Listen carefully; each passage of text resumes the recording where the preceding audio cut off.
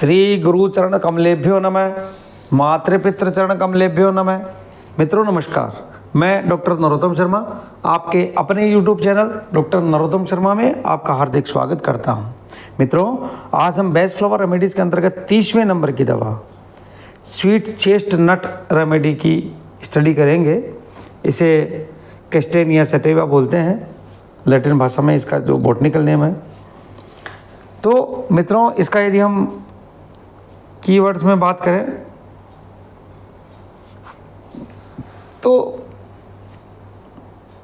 अत्यधिक मानसिक पीड़ा, अत्यधिक मानसिक पीड़ा,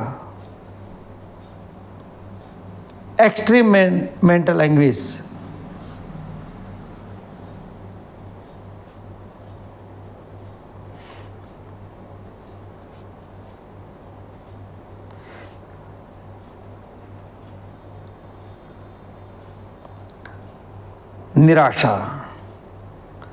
निराशा, होपलेसनेस, हताशा, डिस्पेयर,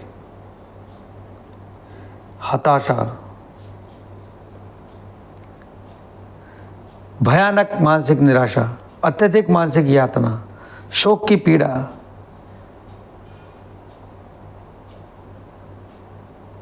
तो मित्रों, इस प्रकार के इसके कीवर्ड्स हैं। गहरी मानसिक पीड़ा और निराशाजनक हताशा स्वीट चेस्ट नट की आवश्यकता को दर्शाती है, जो मुक्ति के सिद्धांत से जुड़ी है। सकारात्मक स्वीट चेस्ट नट अवस्था में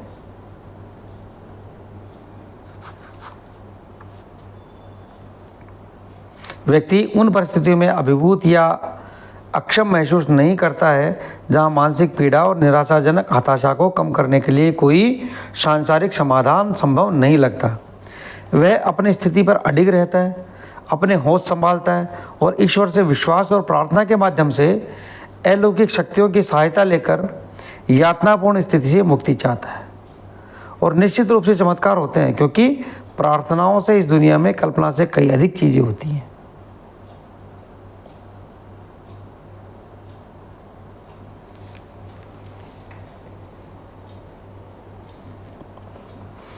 इन स्थितियों के कुछ नमूने हम समझ लेते हैं। तो जैसे गैंगस्टरों द्वारा जबरन बलात्कार की गई अविवाहित लड़की। दूसरा हम देखें तो एक नवविवाहित पत्नी अपने पति का चेहरा देखने से पहले ही विधवा हो गई, ऐसे परिवार में जहां पुनर्विवाह की अनुमति नहीं है। अब देखिए, एक्सट्रीम मानसिक पीड़ा, एक तूफान जिसमें उसकी सारी संपत्ति और उसके परिवार के सभी सदस्य बह गए। अत्यधिक मानसिक पीड़ा, समझ रहे मित्रों? एक आदमी जिसका पूरा वेतन जेब कतरे के पास चला गया, जेब कतरे ने जेब काट ली, जिसके उसके पास अगले महीने के लिए जीवन यापन के लिए कुछ भी नहीं बचा, जबकि उसका दोस्त, कोई दोस्त या परिचित नहीं है और कोई संपत्ति नहीं है जिसे वह खर्च चला सके। यदि हम आज की स्थिति में देखें तो साइबर फ्रॉड हो जाना, उससे पैसे निकल जाते हैं। मैं भी इस पीड़ा से जूझा हूँ मित्रों, और मैंने भी लाखों रुपए कमाए हैं। तो इस प्रकार की अत्यधिक मानसिक पीड़ा,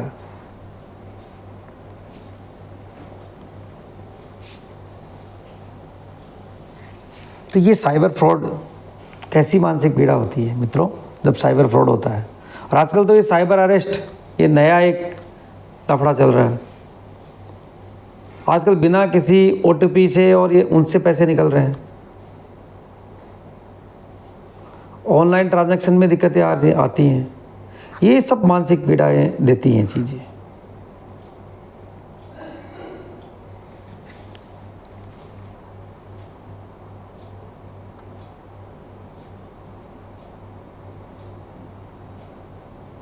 मित्रों, एक जैसे विदेश में एक व्यक्ति अपना पासपोर्ट और पहचान पत्र सहित सब कुछ खो दिया है और अपने घर वापस अपने लोगों से संवाद नहीं कर सकता है, और विदेशी भूमि में किसी को नहीं जानता है जहाँ से वह कुछ मदद पा सके। निश्चित रूप से उसके ऊपर दी गई परिस्थितियों में अपने मन का संतुलन और समन्वय बनाए रखना मुश्किल है। कोई उम्मीद नहीं दिखती बचाव का, कोई मौका नहीं। उसे ऐसे लगता है कि जैसे वह अकेले एक खाई में पड़ा है। जिसके आगे गहरा समुद्र और पीछे बड़ी खाई है और चारों तरफ जंगली जानवर हैं। ऐसी असहनीय परिस्थितियों में भी स्वीट चेस्टनट का चरित्र आत्महत्या के बारे में नहीं सोचता, क्योंकि वह बहादुर है और उसका चरित्र मजबूत है। चेरी प्लम के विपरीत, आपने चेरी प्लम में देखा था, जो इस निरंतर मानसिक यातना के साथ जीने के बजाय अपना जीवन समाप्त करना पसंद करता है। किसमें? चेरी प्लम में। लेकिन स्वीट चेस्टनट में ऐसा नहीं होता। और ये जो स्वीट चेस्टनट की जो निराशा होती है वो जो गोर्स रेमेडी की तुलना में अधिक दमनकारी है। जो गोर्स की निराशा थी कुछ समय तक चलने वाली घटनाओं से लगातार विकसित हुई है, जैसे कि किसी पुरानी बीमारी का लंबा इलाज जिससे कोई राहत नहीं मिली, या किसी भारतीय अदालत में दीवानी मुकदमा जो कभी समाप्त ही नहीं होता। इस निराशा से सदमे का कोई तत्व नहीं है इस निराशा में। लेकिन स्वीट चेस्टनट की निराशा अचानक एवं अप्रत्याशित दुर्घटना से आती है, जिसके बारे में पीड़ित को कोई चेतावनी नहीं दी गई है और नुकसान अंतिम और अपूरणीय है। इस प्रकार का सदमा होता है मित्रों इसका। जब पीड़ित व्यक्ति खुद को पूरी तरह से अकेला पाता है, उसकी पीठ दीवार से सटी हुई है, वो दीवार के सहारे से सट जाता है, मदद के सभी रास्ते बंद हो जाते हैं। वह मुश्किलों से बहादुरी से लड़ने के लिए खुद को पूरी तरह से असहाय और असुरक्षित पा रहा है, तो स्वीट चेस्टनट रेमेडी उसकी मदद के लिए आती है मित्रों। ऐसा भी नहीं है कि ये रेमेडी उसकी खोई हुई संपत्ति या भौतिक संपत्ति को वापस ला सकती है, ऐसा तो नहीं करेगी, लेकिन यह उसके मानसिक दृष्टिकोण में बदलाव लाती है मित्रों। सांसारिक संपत्ति के सापेक्ष मूल्य बदल जाते हैं।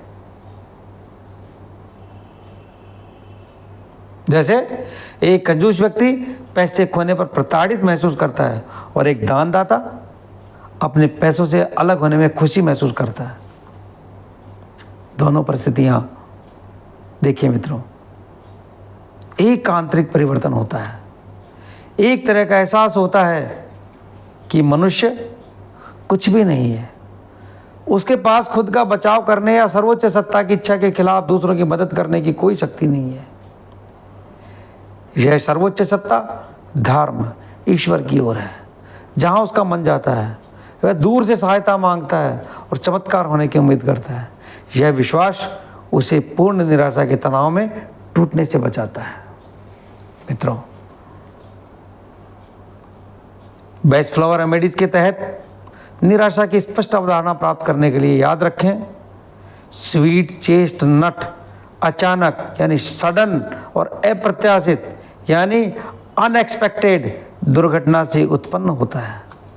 इसमें सदमे का तत्व होता है और आशा की कोई किरण बिना निराशा अंतिम होती है। आशा की कोई किरण के बिना निराशा अंतिम होती है, जबकि गोर्स की निराशा में सदमे का कोई तत्व नहीं होता। मैंने पहले ही बताया, जो एक क्रमबद्ध घटनाओं से विकसित हुआ होता है। मस्टर्ड रेमेडी की जो निराशा होती है मित्रों, कोई कारण नहीं होता, यह अचानक होती है और अचानक आती है और चली जाती है। इसका प्रभाव केवल उस अवधि तक रहता है जितनी अवधि तक यह रहती है। इसके आने का कोई पूर्वाभास नहीं होता और इसके जाने के बाद इसका कोई निराशा का निशान नहीं रह जाता। ये बात मैं कर रहा हूँ मस्टर्ड की, जो आपने पढ़ी थी। अब मित्रों, केस के माध्यम से हम इसको समझ लेते हैं।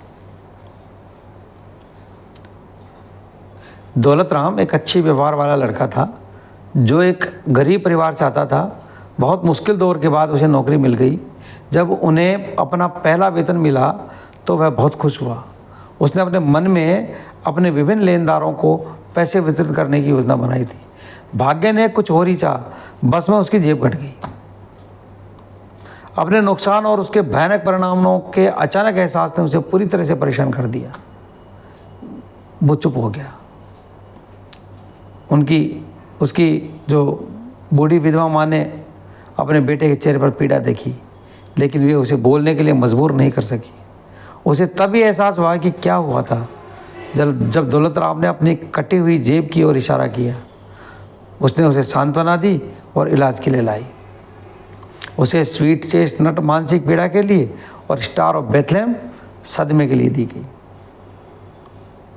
दोनों का मिश्रण दिया गया, जिसकी 3 खुराकें हर 10 मिनट में दोहराई जानी थी और अगली 3 खुराकें 1 घंटे के अंतराल पर। अगले दिन दौलत राम अपने ऑफिस में आराम से जा सका। ऐसे ये सदमे को, अचानक हुए सदमे को दूर करती है रेमेडी। दूसरा केस यदि हम देखें, एक नाबालिग लड़की की बहुत छोटी उम्र में ही शादी हो गई थी और 1 साल बाद वह विधवा हो गई थी। उस समय उसे एहसास नहीं हुआ कि क्या दुखद घटना घटी थी। वह एक बच्ची थी और उसे उसके माता पिता और ससुराल वाले दोनों ही प्यार करते थे।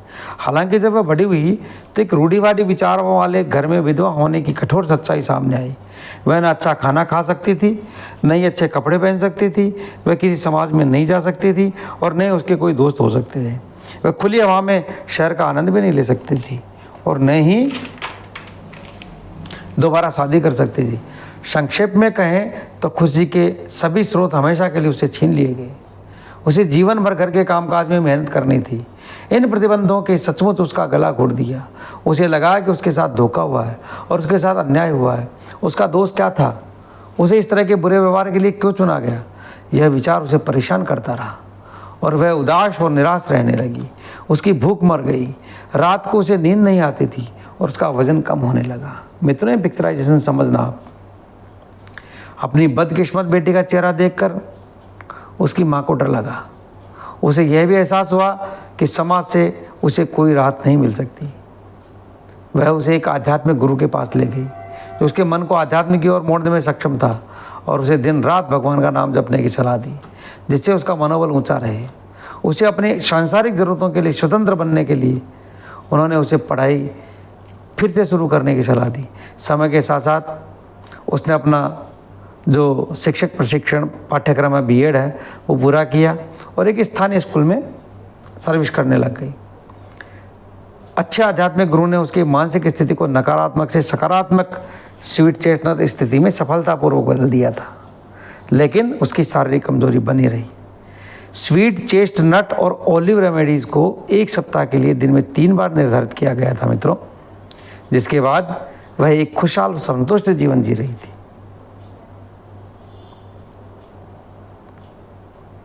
तो मित्रों, स्वीट चेस्टनट रेमेडी को मैंने यथासंभव समझाने की कोशिश की है। आशा है आपको पसंद आई होगी। यदि मेरा प्रयास आपको पसंद आ रहा हो तो वीडियो को लाइक शेयर करें, चैनल को सब्सक्राइब करें। आप फेसबुक पे भी जाकर के मेरे चैनल को फॉलो कर सकते हैं, लाइक कर सकते हैं। प्लेलिस्ट में जाकर के विभिन्न अलग अलग विषयों पर अलग अलग वीडियोज़ पूर्ण रूप से देख सकते हैं, क्रमबद्ध रूप से देख सकते हैं और अपने मित्रों, रिश्तेदारों को ये वीडियोस फॉरवर्ड करें ताकि वो भी बेस्ट फ्लावर रेमेडी के अद्भुत संसार से परिचित हों और अपने आप को स्वास्थ्य लाभ दे सकें। जय हिंद, वंदे मातरम, जय भारत।